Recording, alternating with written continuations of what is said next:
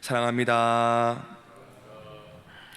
하나님께서는 하나님 없이 여기며 살아가는 그 교만한 나라들을 심판하시고자 합니다. 그래서 이사야 선지자를 통해 이스라엘뿐만 아니라 하나님께서 사용하시는 막대기인 그 대제국 바벨론, 아수르, 블레셋이 황폐해질 것이다 라는 어제 담임 목사님께서 전해주시는 말씀에 이어서 오늘은 모압을 황폐하게 할 것이다 라고 예언하는 말씀입니다. 1절에 보면 모압에 관한 경고라 라고 말씀하시면서 하룻밤에 모압 알이 망하여 황폐할 것이며 모압 기르가 망하여 황폐할 것이다 라고 말씀하고 있습니다. 모압 알이라는 이 도시는, 이 알이라는 도시는 모압의 북쪽 경계에 있는 도시, 이 경계이고, 모압 기르라는 도시는 모압의 남쪽에 있는 성읍을 가리킵니다. 즉 모압의 북쪽부터 남쪽까지 모든 모압이 하나님의 말씀에 의하여, 하나님의 심판에 의하여 황폐해질 것이다 라고 하나님께서 이사야를 통하여 예언하시는 말씀인 것이죠. 모압의 이 도시들이 차례로 함락되어지고 침략되어져서 황폐해지는 이 모습을 바라보는 모압의 거민들은 각각 머리카락을 밀며 각각 수염을 자르고 굵은 배로 자신의 몸을 동이며 울며 애통합니다. 그 애통하는 소리가 모압 동편에 있는 야하스라는 곳까지 울부짖게 되죠. 심지어는 모압의 그 군사들마저 그 모압 군사들의 혼이 속에서 떤다라고 표현을 합니다. 그뿐만 아니라 모압의 거민들은 더 이상 모압 땅에 거주할 수가 없어서 그 침략자들을 피해서 이제 피난길에 오르게 됩니다. 7절 말씀에 보면 그들이 쌓은 그 재물들을 가지고 버드나무 시내를 건너리니 라고 말씀하고 있는데, 이 버드나무 시내는 에돔이라는 나라와 이 모압이라는 나라의 국경에 있는 세렛강을 의미합니다. 그래서 그 세렛강을 건넌다는 것이죠.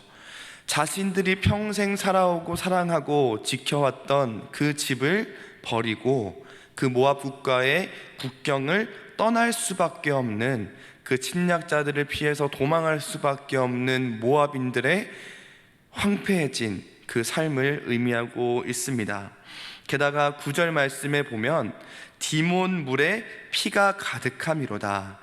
그럴지라도 내가 디몬의 재앙을 더 내리되 모압에 피한 자들과 그 땅에 남은 자들에게 사자를 보낸다라고 말씀을 하고 있습니다.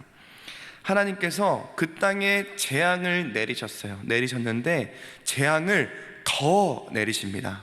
심지어는 그 모압에 피한 자들 그리고 그 땅에 남은 자에게 사자를 보내셔서 그 남은 자 한 사람까지도 처단하시겠다라고 말씀하시는 것입니다. 이렇게 확정적인 모압에 향한 심판을 보고 이사야는 슬퍼합니다. 5절 말씀에 보면 내 마음에 모압을 위하여, 내 마음이 모압을 위하여 부르짖는도다. 성경에서는 보통 모압을 원수의 나라라고 이제 거명합니다. 모압은 이스라엘의 이제 대표적인 적국이자 하나님을 업신여기며 이방신들을 섬기는 나라이죠. 그래서 그 원수의 나라를 심판하신다라는 이 말씀을 보면 사실은 이스라엘 백성이라면 좋아해야 하죠. 그런데 이사야의 반응은 다릅니다. 내 마음이 모압을 위하여 부르짖는다. 모압은 이스라엘과 상당히 오묘한 관계에 있습니다. 상당히 오묘한 관계에 있습니다. 혈연적으로 모압과 이스라엘은 굉장히 가까운 관계이죠. 이스라엘은 아브라함의 자손들이고, 모압은 아브라함의 조카인 롯의 아들이에요. 더 구체적으로 이야기하면 롯의 큰딸의 아들입니다. 그로부터 이제 암몬 자손이 시작이 되는 것이죠. 그리고 성경에서도 이 역사적으로 살펴보면 이제 이스라엘과 모압의 관계가 왔다 갔다 하는 것을 볼 수 있습니다. 이스라엘 백성들이 출애굽할 때 이제 모압을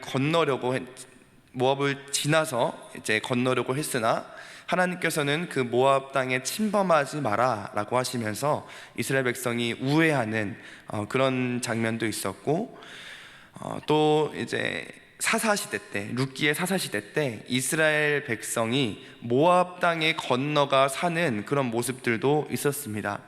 다윗도 이제 사울을 피해서 다닐 때 모압 땅에 머무르기도 했죠. 심지어는 다윗의 연로한 부모님까지 모압 왕에게 맡기는, 의탁하는 그런 모습도 발견할 수 있습니다. 반대의 모습도 있습니다. 근데 다윗이 왕이 되었을 때 어떠한 이제 모압과의 전투로 인해서 모압인들 다수를 살해하는 장면이 이제 사무엘 하에 나오는데, 이처럼 이 사이가 틀어지는 모습도 발견하고, 또 모압 왕 발락이 선지자 발람을 통해서 이스라엘을 저주하고자 하는 그런 모습도 있죠. 그리고 모압 왕 에글론 왕도 여리고 성을 침략하면서 18년 동안 이스라엘을 괴롭히기도 합니다. 이처럼 이스라엘과 모압과의 관계는 참으로 가깝고도 먼 관계라고 할 수 있습니다. 혈연적으로는 참 가까운 관계인데, 이렇게 역사적으로 또 그들 사이에 나타나는 이런 역사적인 깊은 감정의 골이 있는 관계라고 할 수 있죠. 이런 관계가 참 더 어려운 것 같습니다. 차라리 몰랐으면, 차라리 멀었으면 쉬운 관계일 텐데, 혈연적으로 가까우나 이렇게 이런 이해관계가 많이 얽혀 있을 때 더 사랑하기도 어렵고, 그렇다고 미워하기도 어렵고, 책망하기도, 또 격려하기도, 또 슬퍼해주기도 참 어려운 관계인 것 같습니다. 그런데 이사야는 저 모압을 위하여 부르짖었죠. 사랑하는 성도 여러분, 오늘 이 새벽 시간에 우리가 한번 깊이 고민해 봤으면 좋겠습니다. 우리에게도 모압과 같은 관계가 있는가? 정말 쉽지 않은 이야기지만, 이런 혈연 관계 속에서도 모압과 같이 여러 가지 일들 때문에 깊은 감정의 골이 생긴 자들이 있는가? 정말 가까운 자들, 나의 사랑하는 배우자부터 시작해서 자녀, 친척 등 가까운 관계 속에 있어야 하나 여러 가지 마음들이 부딪히고, 그래서 선뜻 말하기 어려워지고 더 멀어지지는 않으셨는지, 하나님께서 귀한 동역자로 붙여주셨는데 교회 안에서, 또 지인 가운데서, 또 회사의 동료 사이에서도 여러 가지 일들과 또 많은 시간들을 함께 보내면서, 또 많은 말들과 행동들이 오가면서 그 마음들이 부딪혀 여러 가지 슬픔과 또 고통 가운데 있지는 않으셨는지, 이 황폐해져 있는 이 관계, 정말 그들을 위해서 이사야와 같이 내 마음에 모압을 위하여 부르짖는도다, 이 마음과 같이 오늘 그들을 위해서 기억하고 기도할 수 있는 이 시간이 되어 보았으면 좋겠습니다. 말씀을 맺겠습니다. 패역한 이스라엘을 향한 하나님의 심판의 메시지로 시작한 이 이사야 말씀이 점점 더 확대되어져서 이스라엘을 응징하는 막대기인 바벨론과 아수르 블레셋, 오늘 모압에 이르기까지 점점 심판의 대상들이 확대되어져 감을 볼 수 있습니다. 오늘 이 말씀을 보면서 우리는 생각해 볼 수 있습니다. 모압과의 관계가 악화되어 가는 것이 이스라엘의 타락 때문은 아니었는지, 우리 가운데 적용해 보면 그 심판의 시작이 나로부터 인함이 아니었는지, 그 관계, 가장 가까웠던 사람들과의 아픔이 틀어진 관계가 나로 인함은 아니었는지, 오늘 이 시간 이사야와 같이 내 마음이 모압을 위하여 부르짖는도다 와 같이 주여 그들의 아픔을 회복시켜 주옵소서, 그들을 위하여 기도할 수 있는 내 마음이 되게 하여 주시옵소서, 그들의 죄가 아니라, 그들의 가시가 아니라 나의 아픔을 바라볼 수 있는 시간이 되게 하여 주시옵소서. 이렇게 기도할 수 있는 오늘 이 새벽의 시간 되기를 소망합니다.